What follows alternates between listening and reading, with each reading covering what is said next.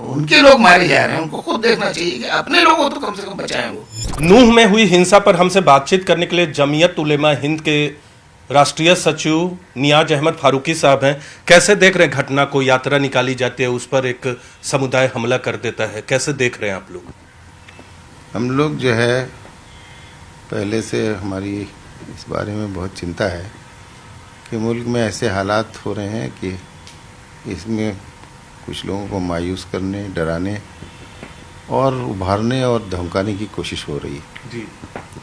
और एक सीरीज़ है, एक का दुक्का वाक़या अलग अलग होता है तो फिर बल्कि पूरे मुल्क में कुछ लोग जो है इस साजिश करके और इस तरह के वाक़यात कर रहे हैं जिससे किसी न किसी तरीके से भड़काया जाए। ये उसी का सिलसिला हम समझते हैं और अफसोस की बात यह है कि जो पुलिस का जो इसमें रवैया होता है, तो पुलिस के दोनों ही काम होते हैं, एक तो प्रिवेंटिव एक्शन और अगर कोई चीज़ हो जाए तो फिर उसको रोकने के लिए क्या करना। तो यहाँ पे इस नूह के वाक़े को देखेंगे तो चिंता की बात यह है कि एक दिन पहले, ये नहीं कि अचानक हो गया, हमको मालूम नहीं था। एक दिन पहले एक वीडियो सामने आता है, उसमें बाकायदा धमकी दी जाती है। एक ऐसा शख्स जो कि भगोड़ा है, मुजरिम है, उसके खिलाफ कत्ल का मुकदमा है, बहुत पूरे मुल्क में उसे जाना पहचाना जाता है इस हैसियत से। वो ऐलान करता है कि मैं इसमें ज़रूर रहूँगा और इसमें जो उसका बयान है सभी लोग जानते हैं। तो और उसको रोकने के लिए कोई कोशिश नहीं की जाती, तो जाहिर है एक भीड़ को आप भड़काने की कोशिश कर रहे हैं। तो इसमें जो सबसे पहला हमारा काम यह है, हम जैसी संस्थाओं का, कि हालात कुछ भी हो, हम तो सबसे पहले अमन की अपील करेंगे। लोगों को शांति बनाने की सबसे पहले ज़रूरत है और दोनों समुदाय के लोगों को जो समझदार हैं वो मिल बैठ करके और इसका कोई हल निकालना चाहिए। इसके अलावा कोई चारा नहीं, ये काम आज नहीं कल होगा। बैठ के चल रही अमन के लिए, आपने कहा शांति के लिए, लेकिन आप जो बात कह रहे हैं फारूकी साहब की, पहले से धमकी दी जा रही थी, आपको लगता है कि इस घटना के पीछे बाकायदा साजिश थी? यात्रा को भड़काने की, यात्रा में से जुड़े लोगों को भड़काने की पहले से साजिश थी, या दूसरे समुदाय के लोगों का भी कुछ उधर से भी साजिश किया गया? देखिए, कोई भी लड़ाई, कोई भी झगड़ा, कोई फसाद एक तरफा हो ही नहीं सकता जी। जब दोनों तरफ से भिड़ेंगे लोग तभी लड़ाई होगी जी।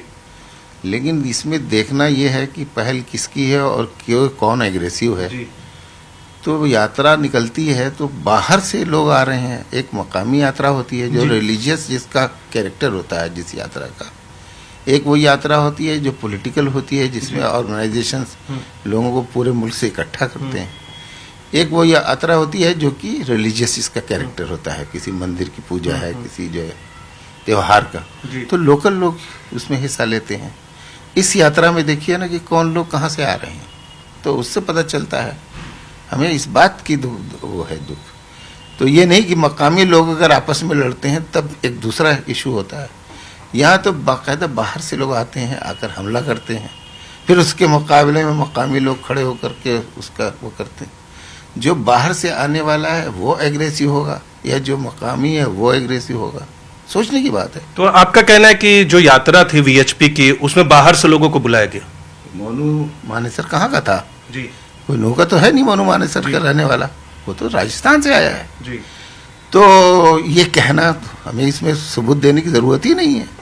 बाकायदा जो कई सौ आदमी जो है बाहर से आए हैं और उन्होंने एक चैलेंज करके, धमकी देकर, एक हमले की शक्ल में, एक यात्रा होती है, रिलीजियस यात्रा होती है, उसमें ये कहा जाता है कि हम जो है उस जलसे में रहेंगे और हम देख लेंगे और हम ये कर देंगे वो। तो वो तो इसका पूरा जो नैरेटिव है और इसका जो पूरा स्टाइल है, उसमें हमको कुछ कहने की ज़रूरत नहीं है, सारा देश देख रहा है। कहने की ज़रूरत नहीं, आपने भी रिपोर्ट मंगाई होगी, आपके लोग भी वहाँ होंगे। क्या एक तरफ से तो धमकी दी गई, जो आप कह रहे हैं साजिश का आरोप लगा रहे हैं, क्या दूसरे तरफ से भी लोगों को बुलाया गया था तैयारी में? ऐसा कुछ रिपोर्ट आप तक आया है? मुझे ये इसकी जानकारी नहीं है और मुझे उस जगह पे मत खड़ा करिए जी। हम उस संस्था से ताल्लुक़ रखते हैं जिसमें हिंदू मरता है तो भी हमारा दिल उतना ही दुखता है, मुसलमान मरता है तो हम मुसलमान के लिए भी हमारा उतना ही दिल दुखता है। हम हिंदू मुसलमान की लड़ाई नहीं लड़ते, हम देश की लड़ाई लड़ते हैं। हमारे लिए दोनों ही हमारी आंखें हैं, दोनों ही हमारे बाजू हैं। हम तो ये मारा जाता है तो भी हमारी तकलीफ है, वो भी मारा जाता है तो हमको उस जगह पे मत खड़ा करिए कि हम एक फिरके के खिलाफ हम लड़ेंगे। तो किससे लड़ेंगे? सरकार से लड़ेंगे, अदालत में लड़ेंगे, और अपनी आवाज़ जहाँ पे उठ सकती है हम वहाँ पे उठाएंगे। और हम ये हिंदू मुसलमान की लड़ाई नहीं लड़ेंगे, हम देश की लड़ाई लड़ेंगे। लेकिन आपका ये आरोप भी है और ये फाइंडिंग भी है कि वहां प्रशासन से चूक हुई है भारी। ऑब्वियसली आपको नज़र आ रहा है कि जब इस तरह के वीडियो आए हैं और उसमें ऐसा ऐलान किया जा रहा है तो प्रशासन की सबसे पहली जिम्मेदारी है कि लोगों की प्रॉपर्टी, लोगों की जान माल की हिफाजत करना। आखिर प्रिवेंटिव एक्शन लिए जाते नहीं हर वाक़े से पहले। इस इलाके के जितने बाहर जो लोग ऐसे होते हैं जिनके बारे में शुबा होता है, उनके कैरेक्टर के बारे में, जिनके बारे में ऐलान होता है कि ये इस तरह के लोग हैं, उनको पहले ही से एक दिन पहले पकड़ कर बिठा लिया जाता है, बंद कर दिया जाता है। होता है कि नहीं होता? इसमें क्या किया उन्होंने? सवाल है ना। तो इसलिए इसमें ये सवाल सिर्फ मेरी तरफ से नहीं होगा, बल्कि उस हिंदू समुदाय की तरफ से भी होगा, जिसके बहुत सारे लोगों को इसका असर पड़ा है उनके ऊपर।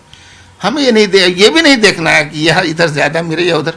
5 जानें जा चुकी, अब इतने सारे 12, उसमें पुलिस वाले भी कितने जख्मी हुए। हमारे पुलिस वाले क्या हमारे बच्चे नहीं है क्या? वो तो उनके बारे में भी हमारा इतना दिल दुखता है, तो हम उनके दुश्मन नहीं है।